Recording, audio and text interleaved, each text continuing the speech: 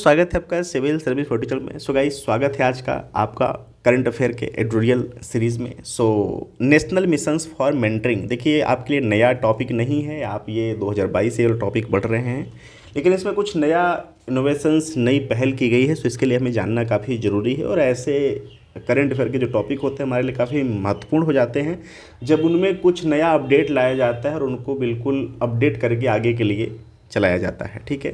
शिक्षा की गुणवत्ता बढ़ाने और शिक्षकों के विकास को समर्थन देने के निरंतर प्रयास में नेशनल मिशंस फॉर मेंटरिंग यानी NMM की स्थापना की गई है और हाल ही में राष्ट्रीय अध्यापक शिक्षा परिषद यानी NCTE द्वारा क्षमता निर्माण कार्यशाला का आयोजन किया गया है।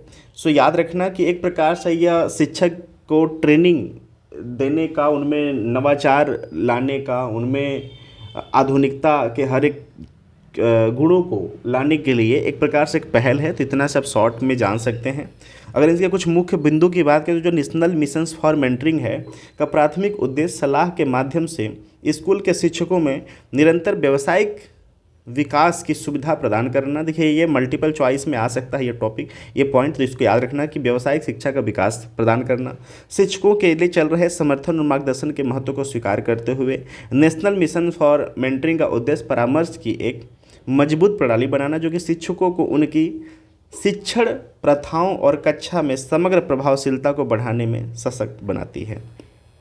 अगर हम NMM की बात करते हैं तो देखिए ये जो योजना थी वो 29 जुलाई 2022 को पायलट मोड में लॉन्च किया गया था, पायलट मोड के रूप में लॉन्च किया गया था और इस प्रारंभिक चरण के हिस्से के रूप में इस कार्यक्रम को लागू करने और इसके भविष्य के विस्तार और शोधन के लिए मूल्यवान अंतर्दृष्टि प्रदान करने के लिए चुनिंदा केंद्रीय विद्यालयों को चुना गया था। ठीक है।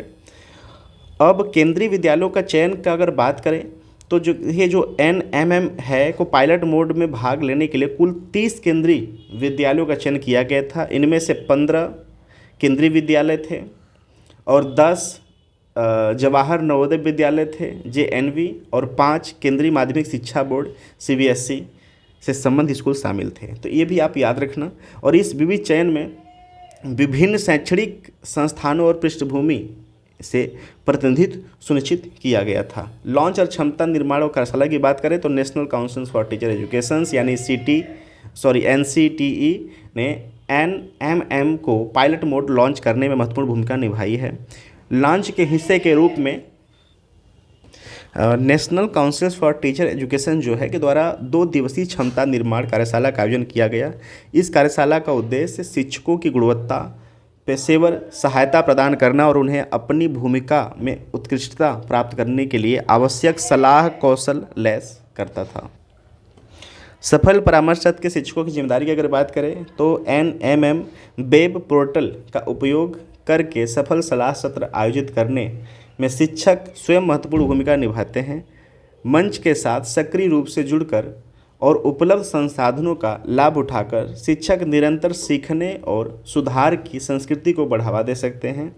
NMM वेब पोर्टल शिक्षकों के लिए मार्गदर्शन प्राप्त करने, सर्वोत्तम प्रथाओं को साझा करने और उनकी शिक्षण पद्धतियों पर विचार करने के लिए एक मूल्यवान उपकरण के रूप में कार्य करता है। तो आई होप कि आप समझ गए कि NMM यानी नेशनल मिशंस फॉर मेंटरिंग क्या है और इसका मोटिव क्या है और ये हमारे समाज के लिए, हमारे जो आज के यूथ आ रहे हैं उनके लिए और हमारे समाज में जो भी एक विकास में योगदान देने के लिए जो भी अंग पनप रहे हैं उनके लिए कितना लाभदायक है। तो आई होप कि ये कंटेंट जानना हमारे लिए काफ़ी ज़रूरी था और एग्ज़ाम में ऐसे इम्पॉर्टेंट कंटेंट ज़रूर आते हैं जब उनको रेनोवेट करके फिर से पेश किया जाता है।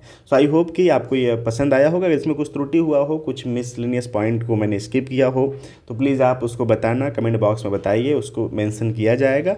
चलिए मिलते हैं एक नेक्स्ट सीरीज में। Thank you so much watching.